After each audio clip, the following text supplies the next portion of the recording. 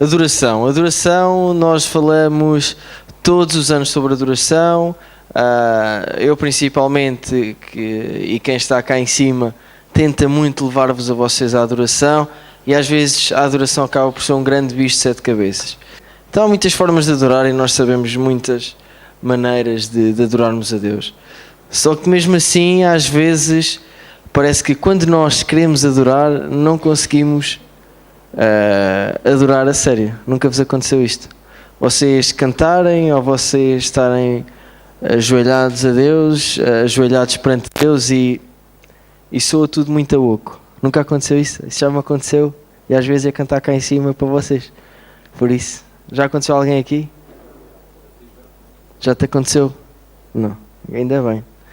Então às vezes nós sabemos o que devemos fazer para adorar a Deus, mas não sabemos como é que realmente Deus gosta de ser adorado. Em primeiro lugar, nós sabemos que Deus criou o homem. E o grande objetivo da criação do homem não foi porque Deus, olha, agora vou precisar de um amigo para o ajudar. Não foi para isso que Deus criou o homem. Deus também não criou o homem para ter alguém que o adore, e sem essa adoração do homem, Deus não sobrevivia. Também não é por causa disso. O homem também não foi criado somente porque Deus precisava de provar ao diabo que realmente as pessoas que podem decidir se querem ou não querem seguir daquela maneira ou seguir da outra, pudesse provar ao diabo que há pessoas que preferem seguir a Deus e abdicar de muitas coisas. Na minha opinião, também não foi para isso que Deus criou o homem. Não foi somente para colocar alguma pirraça, não é pissarra, alguma pirraça ao diabo. Não foi para isso que Deus criou o homem. O propósito de Deus para a humanidade foi que realmente o homem adorasse Deus e o homem tivesse um relacionamento com Deus. Porque não sei se sabem, Deus não precisa que nós o adoremos. Não sei se sabiam isso. Alguém sabia isso? Não sei se sabem, Deus tem nos céus milhares e milhares e milhares e milhares de anjos continuamente. Não é 24 sobre 24 horas, porque para Deus não há tempo, mas tem constantemente a adorá-lo. Ou seja, Deus basicamente, de grosso modo, não precisa de nós para nada. Não precisa que nós gentilmente o adoremos. Estão a perceber? Deus não precisa que nós lhe façamos esse favor. Porque, mas o propósito dele foi para que nós realmente o pudéssemos adorar. É engraçado, não é? Os anjos também o adoram.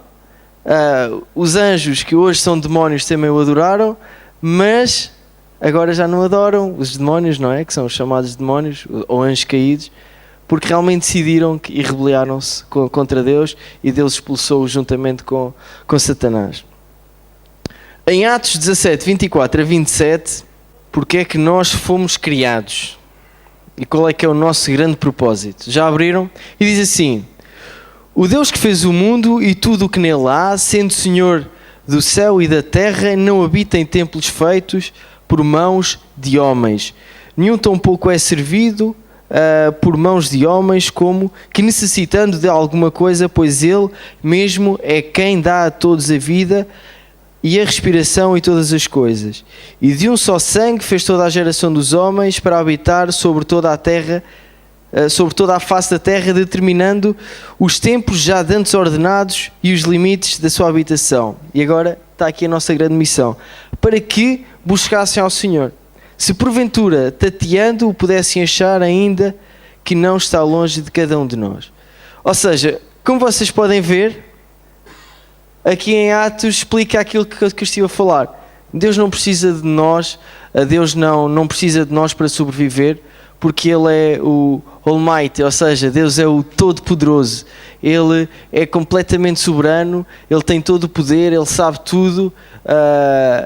Ele é que deu vida, Ele pode tirar a vida, somente Ele tem esse poder. É interessante, não é? E o nosso objetivo é que realmente para que buscassem ao Senhor. E esta busca significa adorar, significa ir à procura de. E esta procura é isso que nós estamos hoje à procura. É realmente buscar aquela maneira correta, como Deus gosta de ser adorado, para que realmente Deus receba o nosso louvor.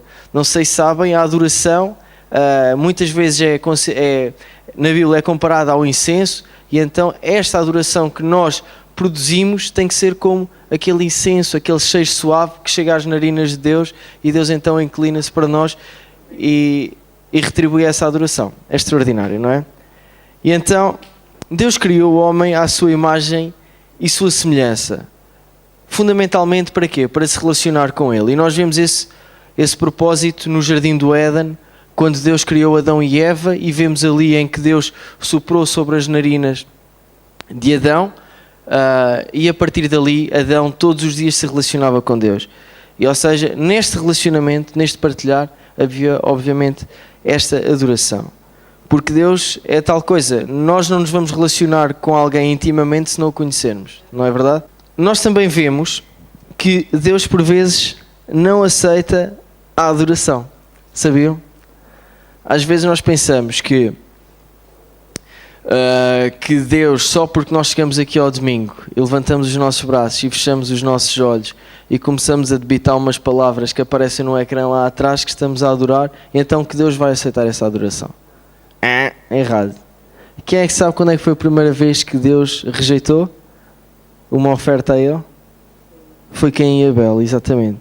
E se nós lermos em Gênesis 4, de 4 a 7, explica isso mesmo. Diz que Deus, que Abel ofereceu com base naquilo que ele criava, ou seja, ele tinha animais, então ele ofereceu os seus primeiros animais, os cordeiros melhores. E vemos Caim oferecer do fruto da terra. Há muita gente que acha que só porque Deus amaldiçoou a terra é que a oferta de Caim não foi aceita. Mas nós vemos que realmente foi porque a sua atitude estava errada. E isso é que faz toda a diferença na vida do cristão. Ou seja, como sabemos, Deus... Então, existem certas formas que Deus efetivamente não gosta de receber adoração. E Deus chega mesmo a rejeitar essa adoração. Foi o que aconteceu com Caim. Depois Caim, Deus ainda o avisou: olha, cuidado que o pecado já está aí à porta e tu, se vais fazer aquilo que estás a pensar, vais pecar. E foi isso mesmo que aconteceu. Caim fez aquele sacrifício, não fez na sua melhor atitude, não fez com a boa intenção, e vemos Abel que fez. Deus recebeu a oferta de Abel e rejeitou a oferta de Caim. Ou seja, uma das formas de nós sabermos como é que Deus gosta da nossa adoração, como é que é? É sabermos como Deus não gosta.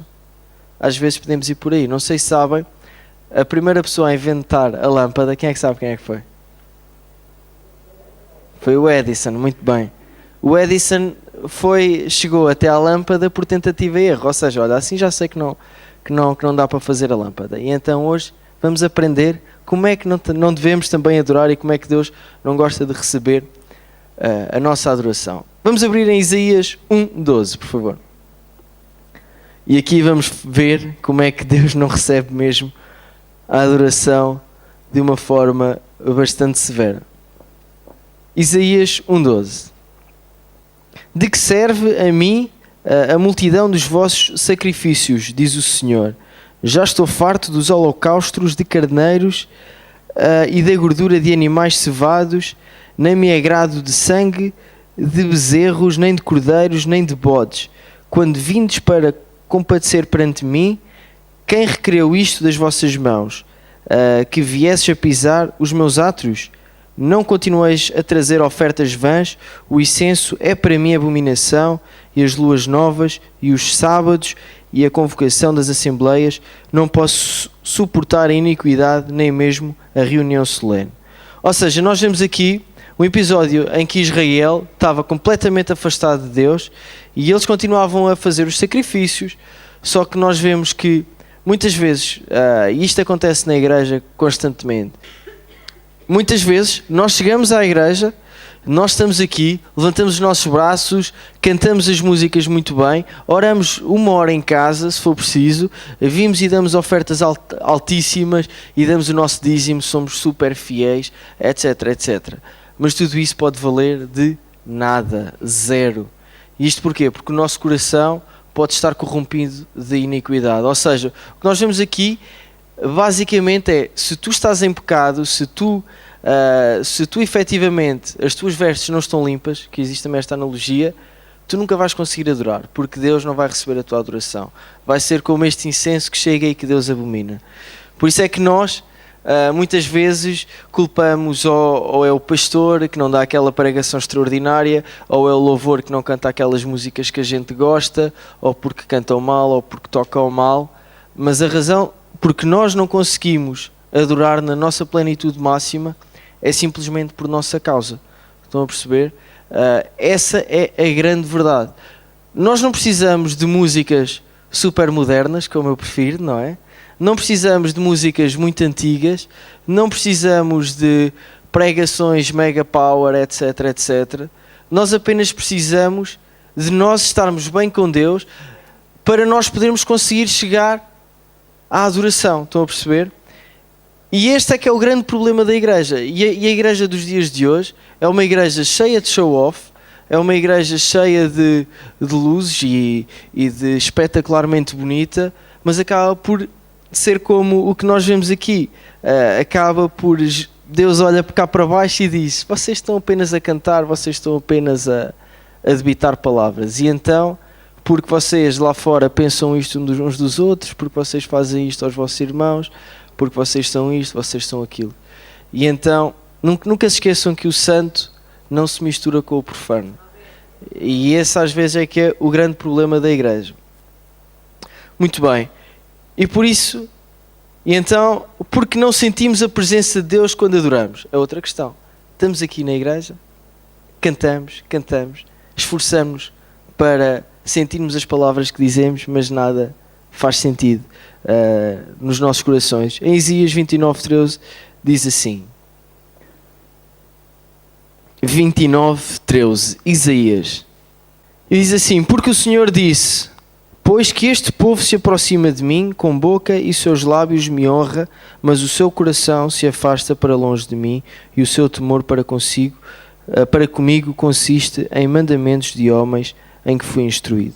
Aqui nós vemos a lei do homem na igreja. Vemos a lei do homem no povo e vemos que o homem diz uma coisa, o homem debita uma coisa pela sua boca, mostra uma coisa, mas o seu coração está completamente afastado de Deus. Estão a perceber? E é isto que muitas vezes acontece. Isto podemos equiparar àquela igreja de Atos não, peço desculpa, a igreja de Apocalipse que Deus considera morna, em que só fala e Deus diz que vomita. E este é o grande problema. Vivemos a aprender e sermos completamente mecânicos no louvor e a sermos mecânicos nas nossas ofertas, a sermos mecânicos no nosso amém e até mesmo na nossa vida com Deus em casa. Igreja, acreditem, não é por orarmos 1 hora ou 2 horas ou 3 horas em casa que nos vai tornar mais santos. Acreditem que não é por nós cantarmos muito alto na igreja que nos vai tornar mais santos. Acreditem que... ou que vai convencer Deus, exatamente. A grande questão é como é que nós colocamos o nosso coração, é como é que nós deixamos que os problemas que vêm até nós, o que é que eles fazem em nós. Nunca culpes o irmão que está ao teu lado e nunca digas: eu não consigo porque estou super ofendido com aquele irmão, porque aquele irmão falou mal de mim, por isto e por aquilo. Não, a salvação é individual, nunca se esqueçam. E o nosso relacionamento com Deus é individual. Nós podemos ter a nossa casa a explodir e toda a gente aos berros uns com os outros, mas nós temos de conseguir, e nós temos, e não é fácil, obviamente, mas com Deus acaba por se tornar simples. Nós às vezes é que complicamos as coisas, porque não confiamos em Deus. Esse é que é o problema. Se Deus diz que nos acompanha sempre, Deus acompanha-nos sempre. E podem crer, e se Deus é por nós, quem será contra nós? Ou seja, nenhum problema tem tamanho suficiente para conseguir derrubar Deus. E se nós temos Deus, Fónix, não temos nada para nos derrotar. Por isso não vamos colocar obstáculos onde Deus não coloca, a igreja. E isso acaba por nos afastar de Deus, e isso acaba por perdermos a verdadeira essência da adoração. Amém? Nós sabemos que Deus procura verdadeiros adoradores. Em João 4,23 diz o seguinte: mas a hora vem e agora é que os verdadeiros adoradores adorarão o Pai em espírito e em verdade, porque o Pai procura a tais que assim o adorem. Deus é espírito e importa que os que o adorem em espírito e em verdade. Nós vemos aqui alguns pontos importantes. Em primeiro lugar, diz que a hora vem, ou seja, o nosso tempo já chegou, ok? A hora vem, isto já foi há 2000 anos atrás, e Deus continua a procurar estes verdadeiros adoradores. Quando Deus, quando está escrito que isto foi Jesus que disse, que procurarão, que o Pai procura adoradores que o adorem em espírito e em verdade, nós vemos aqui duas coisas muito interessantes. O primeiro, que o adorem em espírito. Como é que vocês acham que é isto, adorar em espírito? É um bocado mais complexo, não é? Adorar em verdade é mais fácil. Adorar em espírito é mais complexo para nós compreendermos. A palavra espírito vem de... Alguém sabe? Que vem do grego? Vem da palavra pneuma. De pneumático, de pneumático. E pneuma também significa sopro. E depois diz que Deus soprou sobre as narinas de Deus. Sobre as narinas de Adão. Vocês vejam se eu estou a falar bem ou se estou a falar mal. Sobre as narinas de Adão. E então, quando nós dizemos, porque também diz que Deus é espírito, e adorar em espírito é muito mais do que adorar corporeamente, estão a perceber? É da mesma forma, para ver se eu vos consigo explicar. Quando nós somos divididos em três coisas, e a Karina já explicou isto também. Nós somos corpo, alma e espírito. E então, o espírito é que é o mais importante, é isso que Deus quer, que nós o adoremos em espírito. E então, quando nós adoramos em espírito, significa que não somente estamos a dizer aquelas palavras, ou estamos a fazer a ter aquela atitude, porque é muito fácil, por exemplo, chegar ao pé de uma pessoa pobre e dar-lhe uma coisa. Não é fácil. Mas isto não demonstra que eu possa estar a fazer aquilo realmente com essa intenção. Posso estar a fazer só para mostrar ou só para parecer bem. E então, adorar em espírito, de grosso modo, é a compilação do nosso gesto, mas com o nosso verdadeiro sentimento. Ou seja, obviamente, Deus também diz para nós fazermos um culto racional, e é nós conscientemente estarmos a dizer aquelas palavras, a sentirmos aquelas palavras, ou então conscientemente a fazer aquele ato, num ato de adoração a Deus. Estão a perceber? Pode-se também explicar de outra maneira, mas de uma maneira mais simples, é isto. Ou seja, é nós adorarmos naquela dimensão espiritual. Estão a perceber? Porque Deus é espírito, então nós adoramos nessa dimensão. Em verdade, é muito fácil. A palavra verdade para os judeus, eles compreendiam como Bíblia. E então, porque para eles a Bíblia, e para nós, certo? É a verdade. E então nós vemos aqui que adorar em verdade também é, obviamente, adorar conhecendo muito bem a palavra. O Paul Washer, não sei se já ouviram falar deste senhor, ele diz uma frase que é extraordinária. E é verdade que os levitas têm que estar mais bem preparados teologicamente do que muitas vezes os pregadores. Porque o levita, lá está, ele para adorar em espírito e em verdade, ele tem de conhecer muito bem a palavra, ele tem de derramar muito do seu tempo na palavra, ele tem de conhecer a teologia de trás para a frente e tem que saber essas coisas todas. E da mesma forma acontece connosco. Nós, quando adoramos a Deus, nós temos que o conhecer. Porque nós não vamos estar a adorar alguma coisa que não é propriamente conhecida, não é? Nós não vamos estar a venerar uma coisa, algo ou alguém que não conhecemos. E obviamente a verdade também significa que não vamos estar a adorar em mentira. E há alguém que diz, que é um pastor aqui português, que agora não me lembro do nome dele, que diz que se queremos pôr os crentes a mentir, vamos pô-los a cantar. Porque nós às vezes cantamos que Deus é tudo para nós e Deus não é tudo para nós. E isto é mesmo forte, porque nós estamos a fazer uma dedicação a Deus, porque quando estamos a adorá-lo, estamos-nos a dedicar a Ele, e estamos a fazer isto falsamente. Acabamos por estar a fazer como fizeram como fez o povo de Israel no tempo de Isaías, em que falava de boca, mas o seu coração estava longe. Quer-nos com uma adoração verdadeira. Deus quer que nós o adoremos, obrigado por me corrigirem, da mesma forma aqui na igreja como lá fora, amém? Porque a adoração também é isto, não é só a adoração, não é só quando nós estamos aqui a cantar, é lá fora também. Então, a nossa adoração acaba por ser um reflexo da nossa vida.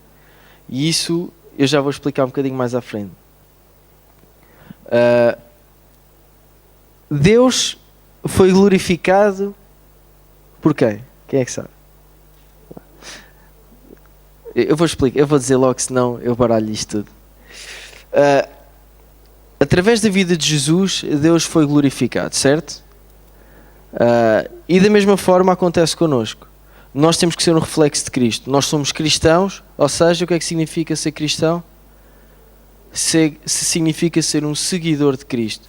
E então, se Deus foi glorificado através do seu Filho, obviamente, quando nós seguimos os mandamentos de Jesus e quando nós seguimos os mandamentos de Deus, Deus também acaba por ser glorificado através das nossas vidas. Ou seja, o que é que isto significa? Significa que nós devemos adorar e a nossa adoração deve ser contínua. Não é momentânea, não é uma adoração somente agora, é contínua, é uma vida repleta. Nós vemos Davi a dizer assim, em Salmos 141:2, não precisam de abrir, diz: suba a minha oração perante a tua face como um incenso e as minhas mãos levantadas sejam como sacrifício da tarde. Aqui nesta altura, Davi estava muito longe do tabernáculo e então ele não podia oferecer nada a Deus. E então ele diz que nesta altura Davi levantou as suas mãos e diz que as minhas mãos levantadas sejam como sacrifício. Muitas vezes nós fazemos o levantar das nossas mãos de uma forma inconsciente porque não sabemos aquilo que realmente representa. E vemos Davi a fazer isto várias vezes. Porque a tua benignidade é melhor do que a vida. Os meus lábios te louvarão, assim eu te bendirei enquanto eu viver. Enquanto eu viver. Okay. Em teu nome levantarei as minhas mãos. E então, aqui, quando Davi levanta as suas mãos, isto significa que Deus, o sacrifício que eu te entrego, sou eu. Estão a perceber? E é isto que é extraordinário.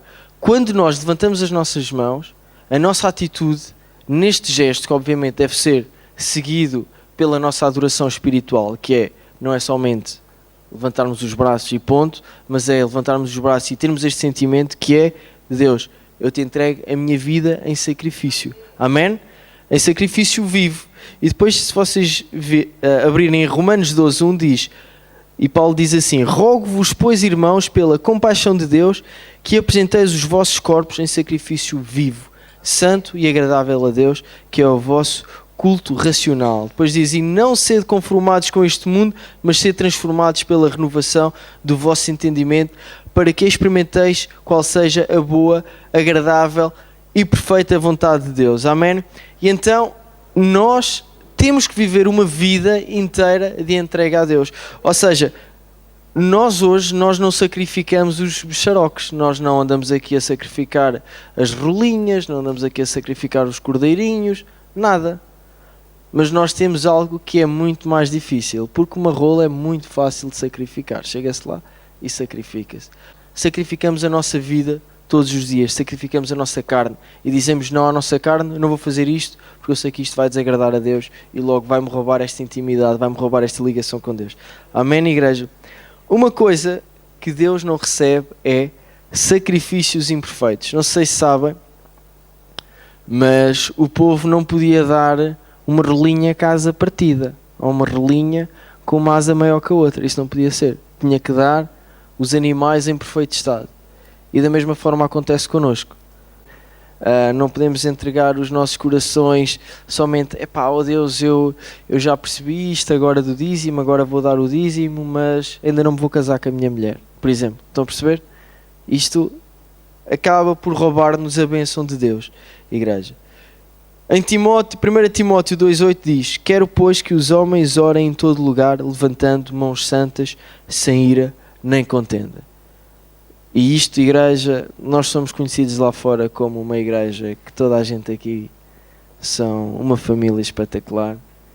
E realmente somos. Só que às vezes deixamos-nos levar por estas iras momentâneas nossas, por essas contendas momentâneas nossas, e depois nós deixamos-nos magoar pelo que a outra pessoa disse, e depois andamos aqui e ninguém levanta mãos santas. Já viram? Quem é que vai levantar mãos santas? Levantar mãos santas significa levantar mãos sem pecado. Significa levantar mãos de abdicação diária. E então, igreja, o cristianismo é mais simples do que aquilo que parece. Mas o cristianismo não é propriamente fácil. E o cristianismo é muito difícil todos os dias. Só que o cristianismo tem coisas fantásticas na nossa vida. E tanto nós temos sempre a resolução para os nossos problemas. É ou não é, igreja? E depois existe outro problema nos dias de hoje. É que nós pensamos que, como vivemos no tempo da graça, isto é tudo à vontade. É ou não é? Isto é tudo à vontade, mas não é. Toda a gente sabe que o sumo sacerdote, quando ia ao lugar santo dos santos, tinha que se purificar. Se ele levasse o único pecado, ele chegava lá e morria. Depois era puxado. E hoje nós queremos chegar só porque vai ser a conferência. Vem a conferência ou vem o encontro, então vamos estar na presença de Deus. E depois a gente chega no primeiro dia, não foi assim como a gente estava à espera. E então só no finalzinho é que a gente começa a sentir aquele fogo de Deus. Porquê? Porque nós chegamos e pensamos que isto é só chegar e entrar. Tumbas. E as pessoas chegam, esquecem-se que têm que purificar-se. Porque nós só conseguimos entrar na presença de Deus quando realmente já estamos completamente limpos. Todos temos pecados, mas a diferença é que ela chegou lá com aquela atitude de arrependimento. Ela chegou lá com aquela atitude de dependência e pronta a mudar. E nós pensamos que é por virmos ao culto e às vezes até, como vemos que as outras pessoas ao nosso lado também estão a receber o toque de Deus e tal, e então a gente começa a chorar e é tipo bué da alegria e pensamos que estamos a ser tocados por Deus e... É verdade. É verdade. E não estão. São simplesmente as emoções a mexer. Porque depois nós vemos que não houve mudança de vida, não houve mudança de atitude. Deus é o mesmo ontem e hoje. Deus que vivia antes, o Deus do Velho Testamento é o mesmo do Novo Testamento. Nós temos que perceber que nós temos que purificar os nossos corações todos os dias. Nós temos que ter consciência que temos de pedir a Jesus todos os dias para entrar no nosso coração. Eu aprendi isto em pequenino e é uma grande verdade. Porque nós todos os dias acabamos por dar ali uma onde não devíamos dar. E muitas vezes só porque não fizemos nenhum pecado extraordinário hoje, ou porque não mentimos, ou porque não falámos mal de ninguém, pensamos que não pecamos. Mas quando nós temos aquele sentimento com o nosso irmão, em Isaías 1:16-19 diz assim. Já abriram? Isaías 1. Se repararem, é a sequência do texto que eu li praticamente no início. E diz assim, 1:16: Lavai-vos, purificai-vos, tirai a maldade de vossos jados de diante dos meus olhos, cessai de fazer o mal, aprendei a fazer o bem, procurai o que é justo, ajudai o oprimido, fazei justiça ao órfão, tratai da causa das viúvas, vinde então, erguindo-me, diz o Senhor, ainda que os vossos pecados sejam como a escarlata é uma coisa muito negra, eles se tornarão brancos como a neve. Ainda que sejam vermelhos como o carmesim, se tornarão como a branca lã. Se quiserdes e obedecerdes, comereis o bem desta terra. Amém, igreja? Basicamente, Deus gosta de ser adorado de todas as maneiras, desde que sejamos santos. É simples como isto, e para isso temos de fazer o que está aqui escrito: lavar-nos todos os dias, purificar-nos, tirarmos a maldade dos nossos corações e dos nossos atos, dos nossos pensamentos, e temos de cessar de fazer o mal. Cessar de fazer o mal é muitas vezes cessar de criar as intrigas, cessar de murmurarmos do irmão. A adoração é mais do que simplesmente cantar, é viver para estar dedicado a 100% a Deus. Amém?